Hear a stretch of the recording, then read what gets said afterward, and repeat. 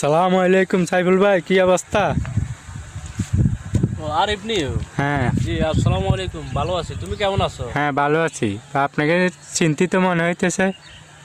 চিহ্নিত তো মনে হবে, কারণ পৃথিবীটা আসলে এখানে চিরস্থায়ী থাকার জায়গা না। এটা হচ্ছে যে কোনো সময় আমরা আসলে চলে যাব পৃথিবী থেকে।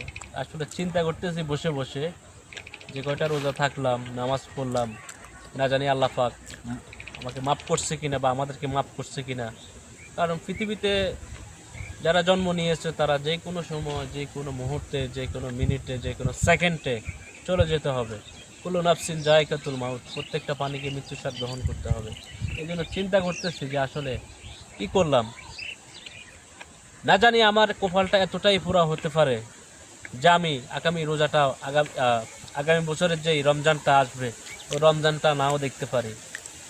এই জন্য চিন্তা করতেছি আসলে গভীরভাবে যে আসলে আল্লাহ পাক যদি আমার জীবনের শেষ রমজানটা এটা হয়ে যায়, এই রোজাটার মধ্যে আমি আর কি করতে পারছি আখেরাতের জন্য, আমার কবরের জন্য। এই জন্য ভাবতেছি আর কি যে আসলে আমার রোজাগুলা, নামাজগুলা আল্লাহ পাক মাফ করছে কিনা, গুনাহগুলো মাফ করছে কিনা, এবং আমার আমলগুলো আল্লাহ তাআলা কবুল করছে কিনা, এটা নিয়ে ভাবতেছি। কারণ আমি চলে যাবো যে কোনো সময়। আসসালামু আলাইকুম। আচ্ছা, ওকে, থাকেন, হ্যাঁ।